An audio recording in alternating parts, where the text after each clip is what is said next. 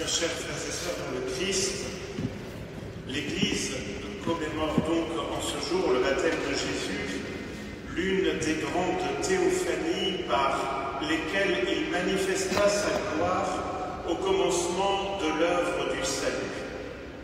Dans le Jourdain, le Christ reçoit l'onction de l'Esprit Saint qui le confirme dans sa mission, tandis que la voix du Père l'accrédite auprès des hommes. « Toi, tu es mon Fils bien-aimé ». C'est ce qui fera dire à Saint-Hilaire de Poitiers, l'un des patrons de notre diocèse, je cite, « Ainsi, nous pouvons apprendre qu'après notre baptême, l'Esprit Saint vole des portes du ciel jusqu'à nous, et nous devenons fils de Dieu grâce à la parole du Père qui nous adopte. » Par son baptême, le Christ inaugure son ministère public dont nous allons être témoins dans la liturgie du temps ordinaire qui commence dès demain, jusqu'à son accomplissement dans le mystère pascal. Parmi les événements de la vie de Jésus décrits par les 4 évangélistes, il y a précisément ce que nous contemplons et célébrons donc aujourd'hui le baptême de Jésus par Jean le Baptiste dans le Jourdain. Et chacun des 4 récits, bien sûr, présente ce mystère avec ses propres caractéristiques qui répondent aussi à la théologie de chacun des évangélistes. Le 4e évangile, celui de Jean, ne parle pas d'immersion dans les eaux du Jourdain. Il ne fait que rapporter le témoignage du Baptiste qui voit l'Esprit Saint se poser sur Jésus, car son souci est de montrer le Baptiste comme témoin du Christ, celui qui ouvre la voie à ceux qui auront sur eux la plénitude de l'Esprit. Marc, avec son style, parle du moment du baptême en quelques versets qui sont immédiatement liés à la mission de Jésus, qui est poussé par l'Esprit dans le désert pour être tenté, et puis il appelle les premiers disciples à le suivre. Matthieu, présentant un dialogue entre Jean-Baptiste et Jésus, s'inquiète que tout s'accomplisse en accomplissant toute justice, car sa communauté, composée de juifs pratiquants devenus chrétiens, a besoin de savoir que Jésus accomplit tout ce qui appartient à l'histoire du peuple élu. Et Saint Luc, qui va être notre compagnon de voyage durant toute cette année liturgique, sur quoi met-il l'accent dans son récit? Qu'est-ce qui le caractérise le plus? Il me semble que nous pouvons remarquer 3 éléments qui ne sont pas rapportés par les autres évangélistes et qui ont sûrement quelque chose à nous apprendre sur Jésus, le Christ, le Messie. Tout d'abord, Luc nous dit que tout le peuple se faisait baptiser. Il ne faut pas entendre là uniquement le peuple élu d'Israël, mais ce que nous appelons vraiment le peuple, la masse des gens qui a pour unique motif d'identité celui d'être baptisé, c'est-à-dire immergé dans la miséricorde de Dieu et ainsi, par le geste symbolique de Jean, préparé à une rencontre avec le Messie. Vous l'avez peut-être remarqué, mais dans les premiers versets de l'évangile de ce jour, on lit cette sorte d'angoisse du peuple en attente, et tous se demandaient si Jean n'était pas le Christ.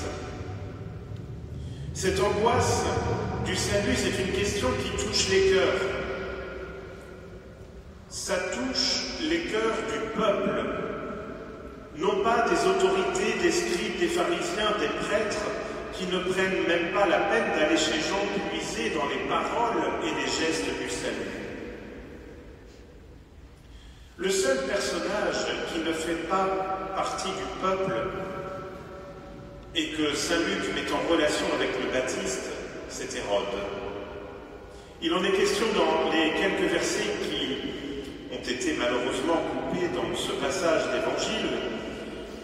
Hérode, je site qui était au pouvoir en Galilée avait reçu des reproches de Jean au sujet d'Hérodiade, la femme de son frère, au sujet de tous les méfaits qu'il avait commis. À tout cela, il ajouta encore ceci, il fit enfermer Jean dans une prison. Quand ceux qui gouvernent ne se laissent pas guider par des principes de justice, ils se croient autorisés de tout faire en leur propre nom. Mais seul le peuple, sans titre, sans pouvoir, est finalement capable d'accueillir le message du salut. C'est au milieu de ce peuple que le Fils de Dieu dépouillé fait la queue pour être baptisé par Jean. Le Dieu de Jésus-Christ ne vient pas pour commander le peuple, mais pour en faire partie et se mettre à son service. Et nous retrouvons cette caractéristique souvent soulignée dans le Jésus décrit par l'évangéliste Saint Luc. La deuxième caractéristique est que l'on trouvera souvent Jésus dans l'évangile de Luc dans une attitude de prière. Nous venons de l'entendre dans ce récit du baptême, ce qui n'est pas souligné chez les autres évangélistes. Comme tout le peuple se faisait baptiser et qu'après avoir été baptisé lui aussi, Jésus priait, le ciel s'ouvrit. Chez Saint Luc, Jésus vit le baptême comme un vrai moment de prière, comme une liturgie, comme un mystère, comme un sacrement. Cela souligne le lien profond d'intimité, la communion entre Jésus et le Père, ce lien qui a été source d'angoisse pour les parents de Jésus qui le recherchaient alors qu'il était dans le temple de Jérusalem pour s'occuper des affaires de son Père. Le Messie était attendu à l'époque comme un leader politique, un leader avec un fort charisme spirituel, mais toujours un leader politique. L'attitude de prière constante de Jésus dans l'évangile de Luc nous amènera à comprendre de quel genre de royaume il sera à la tête. C'est dans ce lien profond et constant avec son Père que tous les gestes et toutes les paroles de Jésus prennent pleinement sens.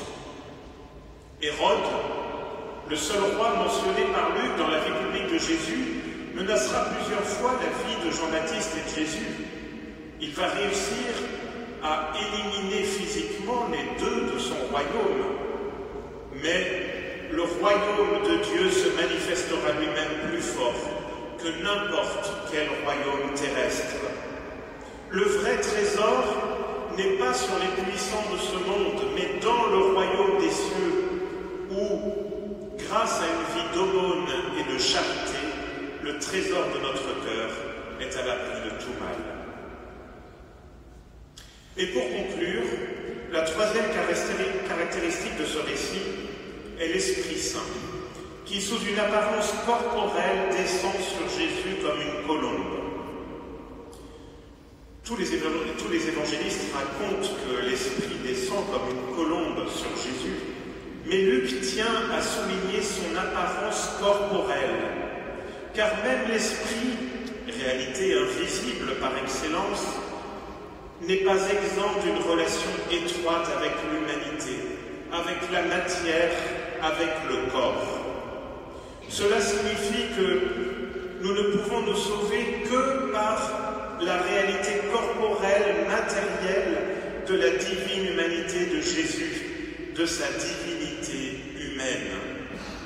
Le divin et l'humain dans le mystère de Noël se sont unis d'une manière admirable et ils se sont manifestés d'une manière encore plus admirable. Cela ne s'arrête pas là. La vie publique et la mission de Jésus, le Fils bien-aimé du Père, ne font que commencer dans une attitude perpétuelle de dialogue, dans la prière, entre lui et le Père. Et nous, par notre baptême, nous sommes invités à être les témoins du Christ jusqu'en sa passion, sa mort et sa résurrection. Alors, frères et sœurs, en ce jour, demandons au Seigneur, par l'intercession de la bienheureuse Vierge Marie et de Saint Jean-Baptiste, la grâce de redécouvrir sans cesse notre baptême. Qu'avons-nous fait de notre baptême? Pour la majorité d'entre nous, nous ne nous souvenons pas de notre baptême, mais essayons cependant, durant cette semaine où nous entrons dans le temps ordinaire, chaque matin, au réveil, en faisant son signe de croix, de faire mémoire de notre baptême. Non pas au niveau historique, mais au niveau du sens.